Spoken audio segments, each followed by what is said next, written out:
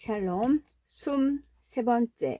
그의 뒤를 밟아 보석 시장까지 따라가니 젊은 하산이 한 보석상에게 10개의 보석이 박힌 목걸이를 보여주며 값을 묻고 있었습니다. 그 목걸이를 본 적이 있었지요. 혼인식을 치르고 며칠 뒤 남편에게 받은 것이었으니까요. 남편이 그것을 팔려고 한 적이 있다는 것은 전혀 알지 못했죠. 라니아는 조금 떨어진 곳에 서서 반지를 구경하는 척하며 귀를 기울였습니다. 내일 다시 오면 1000디나르를 주겠네. 보석상이 말했죠. 젊은 하산은 이에 동의하고 자리를 떴습니다. 그가 가는 것을 바라보는데 근처에서 두 사내가 쑥덕이는 소리가 들렸지요. 저 목걸이 봤어? 우리가 갖고 있던 것 중 하나야. 틀림없어. 틀림없어. 우리 보물함을 훔쳐간 게 바로 저 자식이야. 두목님께 보고하자. 저 녀석이 내일 또 와서 목걸이를 팔면 돈을 뺏자고 돈뿐만이 아니라 다른 것도 뺏어야겠지만 두 사내는 나니아를 눈치채지 못하고 가게를 떠났지요. 심장이 터질 것 같았지만 그녀는 호랑이가 옆을 지나가는 것을 보고 얼어붙은 사슴처럼 몸을 움직일 수 없었습니다. 하산이 땅에서 파낸 보물은 본디 도적대 것이었고 두 사내는 그 일당인 듯 했지요. 자기들의 전리품을 훔친 범인을 찾아내려고 카이로의 모든 보석 가게를 감시하고 있었던 겁니다. 나니아는 문제의 목걸이를 아직 가지고 있었으므로 젊은 하산은 결국 그것을 팔지 못했다는 얘기가 됩니다. 도적들 또한 하산을 죽이지 못했지요. 그러나 그녀가 아무 일도 하지 않는 것이 알라의 뜻일 리 없었습니다. 그녀는 알라가 자신을 도구로 쓰기 위해 이곳으로 보냈다고 확신하였지요. 나니아는 세월의 문으로 되돌아가 자기가 사는 곳으로 돌아왔고 집으로 가 보석 상자 속에 있던 문제의 목걸이를 꺼냈죠. 그리고 다시 세월의 문을 지났죠. 하지만 이번에는 왼쪽이 아니라 오른쪽을 이용해 20년 뒤에 카이로를 방문했습니다. 그곳에 가서 더 나이를 먹은 이제는 노파가 된 자신을 찾아냈지요. 늙은 나니아는 20년 전에 나니아를 따스하게 맞이했고 자신의 보석 상자에서 똑같은 목걸이를 꺼내왔어요. 두 여자는 어떻게 하면 젊은 하산을 도울 수 있을지 궁리하며 예행 연습을 했답니다. 다음 날 두 도적은 두목으로 보이는 다른 도적과 함께 다시 보석 가게에 나타났지요. 그들은 하산이 보석상에게 목걸이를 보여주는 광경을 지켜봤습니다. 보석상이 그 목걸이를 자세히 보고 있을 때 나니아가 앞으로 나가 말했지요. 정말 신기한 일이군요. 저도 똑같은 목걸이를 팔려고 왔는데요. 그녀는 이렇게 말하며 손가방에서 목걸이를 꺼냈습니다. 정말 놀랐군요. 보석상이 말했죠. 이렇게 똑같은 물건은 일찍이 본 적이 없습니다. 그때 늙은 나니아가 다가왔어요. 아니 이게 뭐지? 내 눈을 믿을 수가 없어. 이렇게 말하며 그녀는 똑같은 모양을 한 세 번째 목걸이를 꺼냈어요. 이걸 나한테 판 작자는 이런 목걸이는 세상에 단 하나밖에 없다고 했는데 정말 전부 거짓말이었군. 물으시는 쪽이 나을지도 모르겠네요. 나니아가 말했어요. 글쎄요. 늙은 나니아는 이렇게 대꾸하고 하산에게 물었습니다. 젊은이, 주인장이 값을 얼마나 쳐준다고 했지? 1000디나르를 얘기했어요. 하산이 당혹스러운 표정으로 대답을 하였지요. 정말 주인장, 그럼 이것도 사주시겠소? 다시 생각해 봐야겠습니다. 보석상이 대답했어요. 하산과 늙은 나니아가 보석상에 흥정을 하는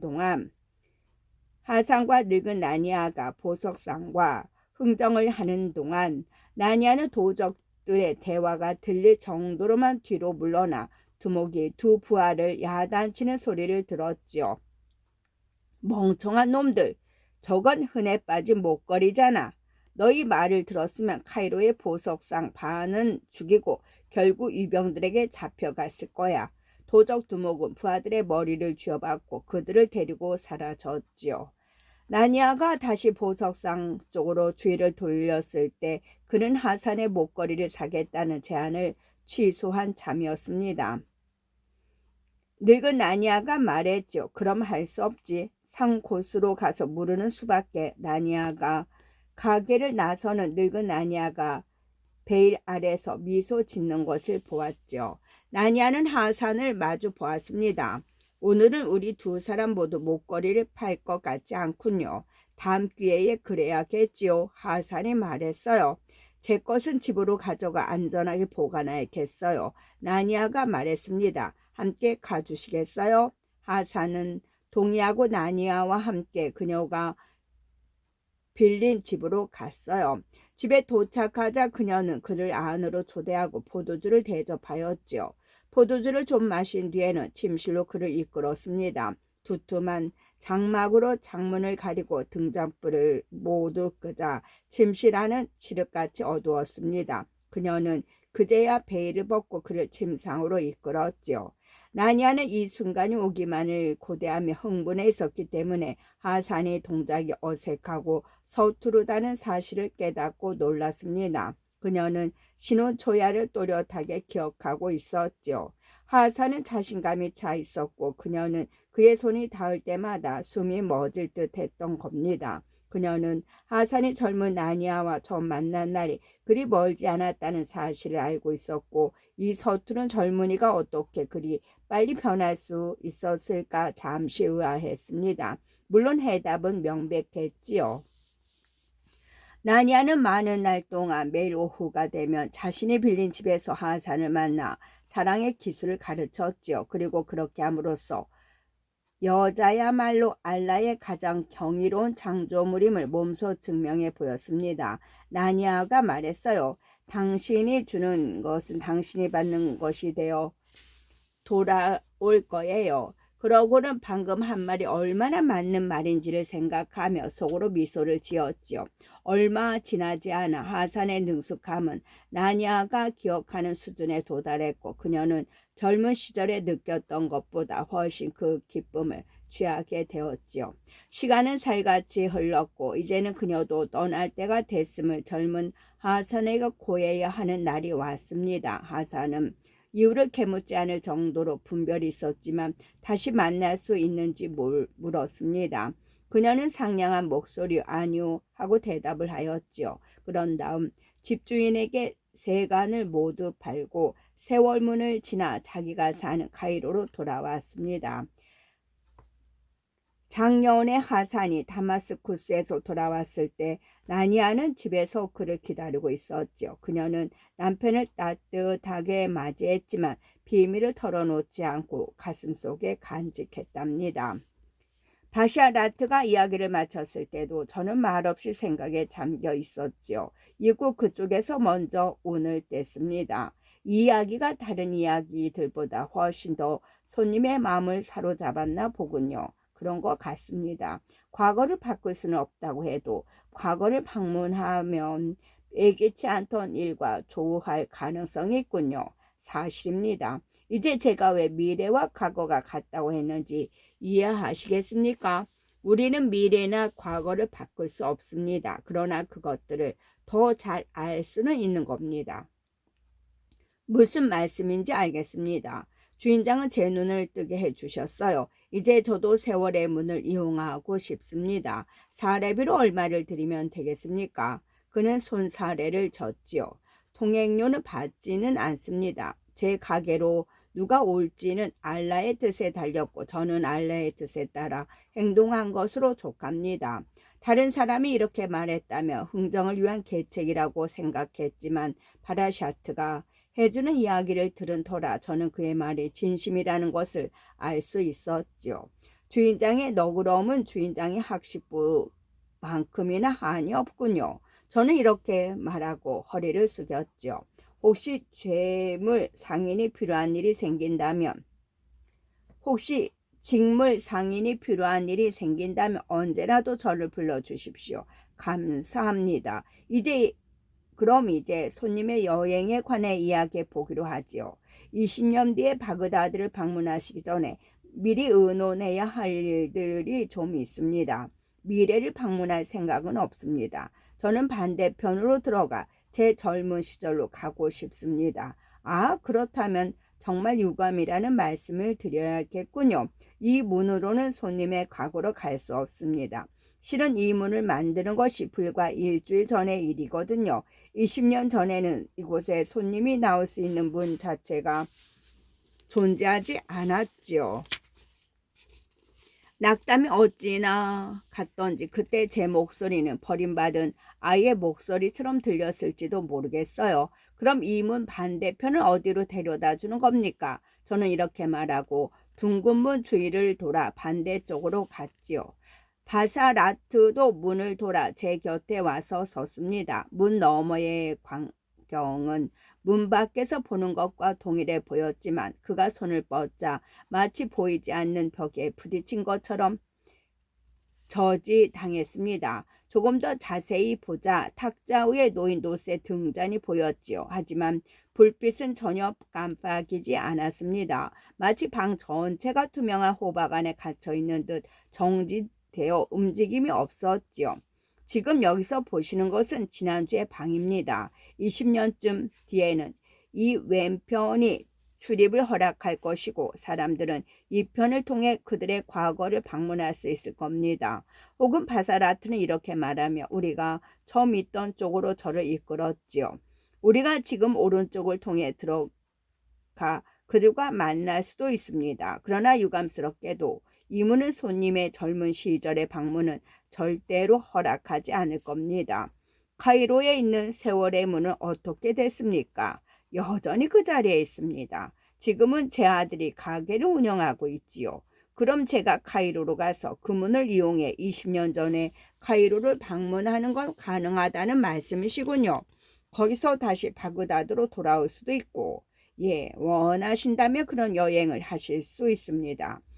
그러고 싶습니다. 카이로에 있는 그 가게를 찾아가는 방법을 알려주시겠습니까? 우선 몇 가지 말씀드릴 게 있습니다. 바사라트가 말했어요. 손님이 어떤 의도로 그런 여행을 하시려는지 여쭐 생각은 없습니다. 제게 말씀해 주실 준비가 될 때까지 기다리는 것으로 만족합니다. 그렇지만 이것만은 기억하십시오. 일어난 일은 결코 되돌릴 수 없습니다. 압니다. 예정된 고난도 피할 수가 없습니다. 알라가 내리신 시련은 받아들이는 수밖에 없습니다. 매일 그렇게 생각하며 살아가고 있습니다. 그렇다면 제 힘이 닿는 한 손님을 도와드릴 수 있어 영광입니다. 바사라트는 종이와 펜과 잉크병을 가져오더니 편지를 쓰기 시작했다. 여행에 도움이 될 편지를 써드리겠습니다. 그는 편지를 접고 가장자리에 촛농이 떨어뜨리고는 손에 낀 반지를 그것에 대고 눌렀죠.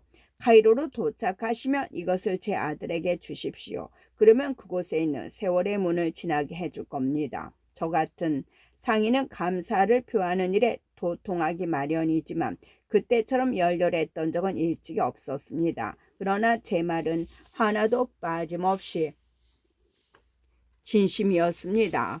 그는 제게 카이로의 가게로 가는 길을 가르쳐 주었고 저는 돌아오면 모든 얘기를 해주겠다고 약속하였지요.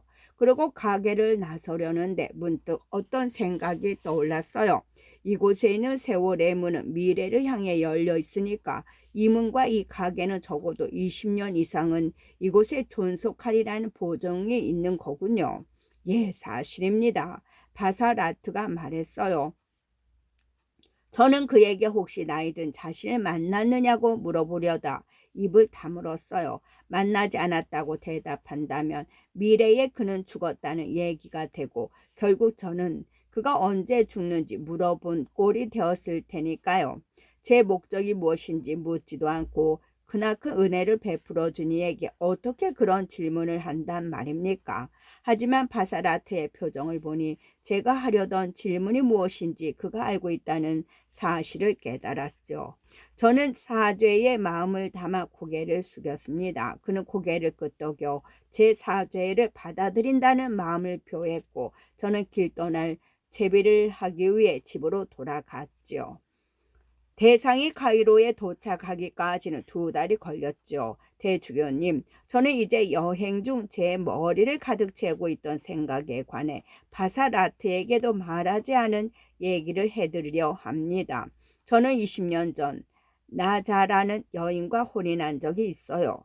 몸집이 버드나무 가지처럼 우아하고 얼굴은 달처럼 사랑스러운 여인이었지만 제 마음을 사로잡은 것은 그녀의 친절하고 상냥한 성격이었습니다. 부부의 연을 맺었을 때 저는 상인으로서 막 첫발을 디딘 참이었기 때문에 그리 부유하진 않았지만 무엇 하나 부족하다는 생각은 하지 않았죠. 혼인하고 나서 겨우 1년쯤 지났을 무렵 저는 어느 배의 선장과 만나기 위해 바스라로 가야 했어요. 노예 교역으로 수익을 올릴 기회가 있었기 때문이지만 나자는 찬성하지 않았어요. 제대로 대우를 해줄 경우에는 고란도 노예 소유를 금지하지 않으며 선지자 무하마드조차도 노예를 소유했다는 사실을 그녀에게 상기시켰지만 나자는 제게서 노예를 사들인 사람들이 노예를 어떻게 다룰지 알 도리가 없고 사람보다는 물건을 파는 편이 낫다고 말했죠. 출발하던 날 아침 나자와 저는 다퉜습니다. 저는 지금 돌이켜봐도 얼굴을 들 수 없을 정도의 말을 퍼부었으며 그녀를 매도하였죠. 그 말들을 여기서 되풀이하지 않는 것을 용서해 주세요. 저는 화가 난 채 집을 나섰고 그 뒤로 다시는 그녀를 만나지 못했습니다. 제가 떠나고 며칠 뒤 무너진 보스 그 벽에 깔려 그녀가 중상을 입었기 때문이었죠. 병원으로 이송됐지만 의사들이 손쓸 틈도 없이 숨을 거두고 말았다고 합니다. 저는 일주일 뒤 바그다드로 돌아와서야 그녀가 죽었다는 사실을 알았지요. 마치 제 손으로 그녀를 죽인 것만 같았습니다. 지옥의 고통이란 그 일이 있은 후 제가 견뎌야 했던 고통보다 더한 것일까요? 죽음의 비견될 고통을 겪은 탓에 저는 실제로 그 답을 얻을 뻔했습니다. 틀림없이 비슷한 경험일 거라 생각하였죠. 지옥불처럼 슬픔 또한 사람을 불사르며 결국 완전히 태우지는 않기 때문입니다. 대신 마음으로 하여금 그보다 더한 괴로움에 시달리게 하지요. 비탄의 시기가 어느덧 지나 결국 근거 없이 거죽뿐인 공허한 사내만이 남았죠. 저는 제가 산 노예들을 해방시키고 직물 상인이 됐죠. 세월이 흐르면서 부유했지만 또다시 결혼은 하지 않았습니다. 거래 상대 중 몇이 여인의 사랑은 마음의 고통을 잊게 해준다면서 여동생이나 딸과 인연을 맺어주려고들 하였지요. 어쩌면 그들의 말이 옳을지도 모르죠. 그렇지만 그리한들 다른 사람에게 안긴 고통까지 잊게 해주지는 못합니다. 다른 여자와 혼인하는 광경을 그려볼 때면 마지막으로 본 나자의 눈동자에 담겨있던 고통이 생생히 떠올랐고 결국 저는 다른 사람에게 마음을 열 수 없었습니다. 제가 저지른 일에 관한 율법학자와 얘기를 나눈 적이 있어요. 화제와 속죄가 과거를 지워준다더군요. 저는 최선을 다해 회개하고 속죄하였죠. 20년 동안 고결한 삶을 살려고 노력을 하였습니다. 기도와 단식을 했고 저보다 불우한 사람에게 자선을 베풀고 메카를 순례하였지요. 그러나 저는 여전히 죄의식에 시달렸습니다. 알라는 모든 이에게 자비로우심으로 저는 그것이 모두 제 탓임을 알고 있어요. 설령 바사라트가 제게 물었다 해도 저는 제가 이루고자 하는 바를 미리 털어놓지는 못했을 겁니다. 그가 들려준 얘기들을 감안하면 분명 저는 제가 아는 과거사들을 바꿀 수 없었어요. 나자의 마지막 대화를 나누며 다투는 젊은 시절의 저를 말릴 사람은 아무도 없었습니다. 그러나 나야의 이야기, 하산의 인생 속에 본인도 모르게 숨겨져 있던 그녀의 이야기는 제게 일말의 희망을 안겨주었습니다. 어쩌면 젊은 제가 거래를 위해 집을 떠나 있는 사이 일어난 일들에서 제가 어떤 역할을 수행할 수 있지 않을까 생각했던 겁니다. 혹시 뭔가 착오가 있었고 나의 나자는 실은 살아남은 것은 아닐까. 내가 집을 비운 사이 수위에 감싸여 땅속에 묻힌 여자는 다른 여자였을 수도 있지 않았을까. 혹시 나자를 구출해 내가 살고 있는 바그다드로 데려올 수 있지 않을까. 이 모든 것이 어리석은 희망이라는 것을 저는 알고 있습니다. 현자들은 말합니다. 세상에는 돌아오지 않는 것이 네 가지가 있다. 입 밖에 낸 말, 공중에 쏜 화살, 지나간 인생, 그리고 놓쳐버린 기회. 그리고 저는 대다수 사람들보다 이런 경고의 진실성을 더 잘 이해하고 있어요. 그럼에도 불구하고 저는 알라가 20년 동안의 제 참회가 충분하다고 판단하여 제가 이런 것을 다시 되찾을 기회를 줄지도 모른다는 희망을 도저히 버릴 수 없었죠. 대상을 따라가는 여행에서는 별다른 일이 없었고 60번의 새벽을 맞고 300번의 기도를 한 뒤에 카이로에 도착을 하였습니다.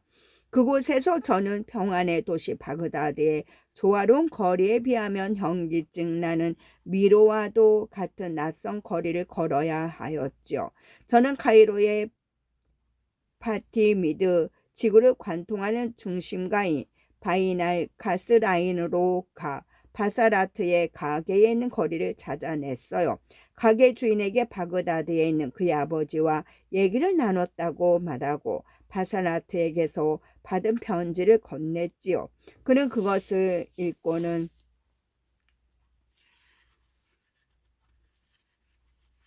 뒷방으로 저를 데려갔습니다. 그곳에는 또 하나의 세월의 문이 서 있었죠. 그는 왼쪽에서 들어가라고 제게 손짓을 하였죠. 거대한 금속의 원 안에 서자 한기가 느껴졌습니다. 저는 약해진 제 마음을 꾸짖었죠. 그리고 심호흡을 하면서 문을 지났습니다. 그곳은 가구만 다를 뿐 똑같은 방이었어요. 가구가 다르지 않았다면 그 문이 보통 문과 다르다는 것을 알지 못했을 겁니다. 이내 제가 한기를 느낀 것은 실은 방 전체의 공기가 차갑기 때문이라는 사실을 깨달았죠. 그곳에 그날은 제가 떠나온 날에 비해 덜 더웠던 겁니다. 등에서 세월의 문을 통해 탄식하듯 불어오는 따뜻한 바람을 느낄 수 있었죠. 가게 주인이 제 뒤를 따라와 큰 소리로 외쳤죠. 아버지, 손님이 오셨습니다. 한 사내가 방으로 들어왔어요. 그는 바로 바사라트, 그러니까 바그다드에서 보냈을 때보다 20년 젊은 바사라트였지요. 어서 오십시오. 저는 바사라트라고 합니다. 저를 몰라보시겠습니까? 예, 나이든 저를 만나신 모양이군요. 저로선 손님을 처음 뵀습니다만 무슨 일이든 기꺼이 도움이 되어드리겠습니다. 교주님, 저 자신의 부끄러운 결점들을 다룬 이 이야기에 걸맞은 고백을 하나 하자면 저는 바그다드에서 카이로로 여행하는 중에도 스스로의 고뇌에만 몰입했던 나머지 제가 바그다드의 가게에 처음 발을 들여놓는 순간 바사라트가 이미 저를 알아보았으리라는 것을 미처 깨닫지 못했죠. 제가 거기 가게의 물시계와 노쇠로 만든 새를 열심히 구경하는 동안에도 바스라트는 제가 카이로로 떠날 것을 알고 있었지요. 제가 목적을 달성했는지 여부 또한 아마 알고 있었을 겁니다. 제가 카이로에서 대면한 바사라트는 그런 일에 관해 전혀 모르고 있었지요. 친절한 응대에 다시 한번 감사드립니다. 제 이름은 포와드어드 암바사라고 합니다. 바그다드에서 방금 도착했어요. 바사라트의 아들은 되돌아갔고 바사라트와 저는 잠시 얘기를 나누었지요. 저는 그에게 날짜를 물었고 평안의 도시로 돌아갈 시간적 여유가 충분하다는 점을 확인을 하였지요. 그리고 다시 카이로로 돌아오면 그에게 모든 얘기를 해주겠다고 약속을 하였지요. 젊은 바사라트는 나이 든 바사라트 못지않게 친절하였습니다. 다시 돌아오셔서 제게 얘기를 해주실 날을 기쁜 마음으로 기다리겠어요. 또 20년 뒤에 손님을 다시 만나 도와드릴 날을 고대하겠습니다. 이 말에 저는 잠시 생각에 잠겼습니다. 혹시 오늘 이전에 바그다드의 가게를 열 계획이 있으셨습니까? 예, 왜 그런 질문을 하시는지요? 바그다드에서 우리가 만난 것은 정말 놀라운 우연이라 생각하고 있었어요. 때마쳐 이곳 카이로로 와서 세월의 문을 이용해 다시 바그다드로 돌아갈 수 있게 주인장을 만난 일 말입니다. 그런데 이 모든 일이 전혀 우연이 아닐지도 모른다는 생각이 드는군요. 혹시 제가 오늘 여기에 도착한 것이 20년 뒤 주인장이 바그다드로 이사해 가는 원인이 된 것입니까? 바사라트는 미소를 지었어요. 우연도 의도도 테피스트리 앞뒤면에 불과합니다. 둘 중 하나를 마음에 들이할 수는 있지만 한쪽이 진짜이고 반대쪽은 가짜라고 주장할 수는 없지요. 여전히 제게 생각할 거리를 많이 주시는군요. 저는 바사라트에게 감사의 뜻을 표하고 작별을 고했죠. 가게를 나서는데 다급한 기색으로 들어오는 여인이 스쳐 지나갔습니다.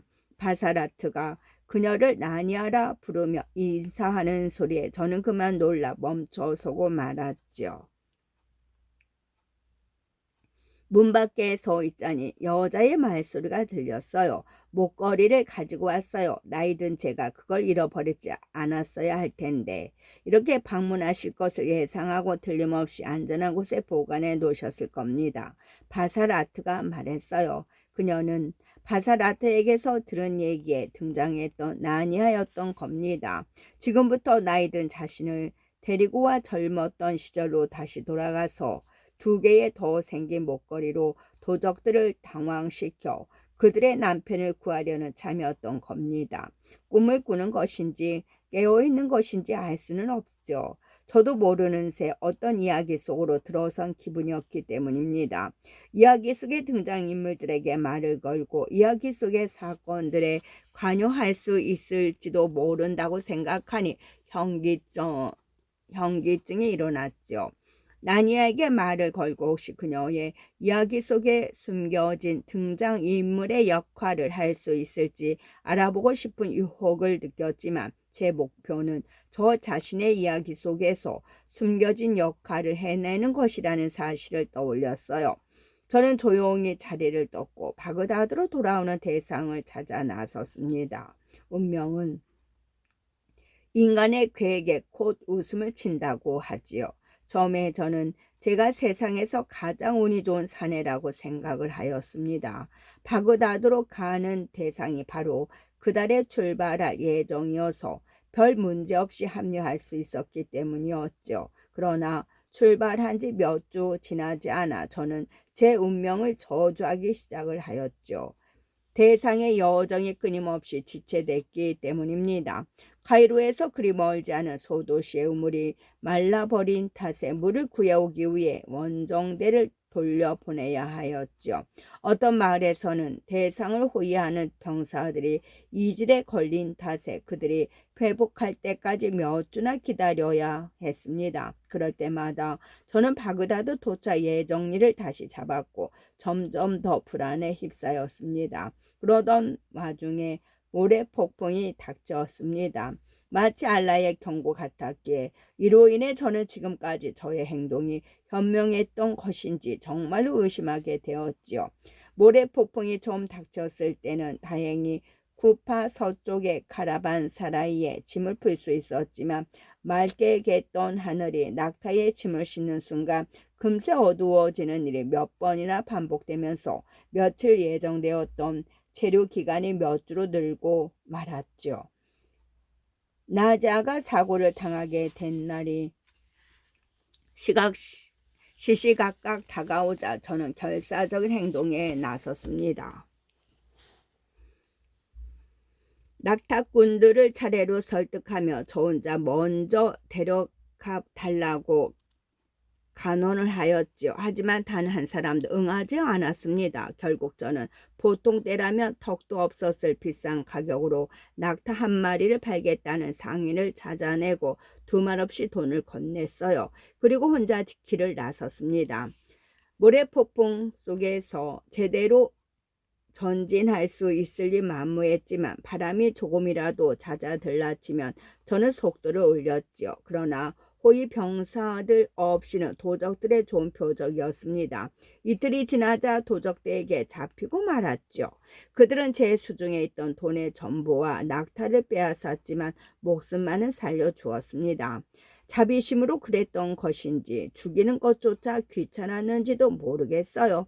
대상에 합류하기 위해 왔던 길을 되돌아가기 시작했지만 그제야 구름 한 점 없이 맑게 갠 하늘은 저를 조롱했고 더위가 저를 괴롭혔습니다. 대상이 저를 발견했을 무렵 제 혀는 퉁퉁 부어 있었고 입술은 햇볕에 마른 진흙처럼 갈라져 있었지요. 그 이후로는 대상과 함께 가는 것밖에 선택의 여지가 없었습니다. 시든 장미 이파리가 하나씩 떨어지듯 제 희망은 날이 갈수록 이우러 갔습니다. 대상이 평안의 도시에 당도했을 때 저는 이미 늦었다는 사실을 알고 있었지요. 그러나 성문을 통과하자마자 저는 도시를 지키는 위병에게 혹시 모스크바가 무너졌다는 얘기를 듣지 못했느냐고 물었지요. 처음 위병이 듣지 못했다고 대답하자 혹시 제가 사고 날짜를 잘못 기억하고 있고 그래서 실은 늦기 전에 도착한 것이 아닌가 하는 신랄 같은 희망이 솟았습니다. 그러자 다른 위병이 나서더니 어제 카르크 지구에서 모스크바가 무너졌다고 말했습니다. 그의 말은 사형 집행인의 도끼처럼 저를 내리쳤지요. 그토록 먼 여정 끝에 제 생애 최악의 소식을 또다시 들어야 했던 겁니다. 저는 모스크바까지 걸어가 벽에 서 있던 자리에 벽돌 더미가 쌓여있는 모습을 보았죠. 20년 동안 꿈속에서 저를 괴롭힌 광경이었습니다만 이제 그 광경은 제가 눈을 뜬 뒤에도 그 자리에 계속 남아 있었고 견딜 수 없을 만큼 선명했습니다. 저는 등을 돌리고 주위에 무엇이 있는지조차 알지 못한 채 정처 없이 걷기 시작을 하였죠. 문득 정신을 차리니 나자와 제가 함께 살던 옛집 앞에 당도에 있었습니다. 기억과 비통함에 사로잡힌 채 저는 길가에 우뚝 서 있었지요. 얼마나 오랜 시간이 흘렀을까? 한 젊은 여자가 제게 다가와 있었습니다. 말씀 좀 묻겠습니다. 여자가 말했어요. 부와드 이분 암마스의 집이 어딘지 가르쳐 주실 수 있나요? 이 집이요. 부하도 안문 안바스이신가요? 그렇소. 그리고 부탁이니 나를 그냥 내버려 두시오. 죄송합니다. 제 이름은 마이무나라 하고 병원에서 의사분들을 보조하고 있어요. 돌아가시기 전 아내 되시는 분을 제가 돌보았지요. 저는 고개를 돌려 그녀를 봤습니다. 당신이 나자를 간호했단 말이요? 그렇습니다. 끝.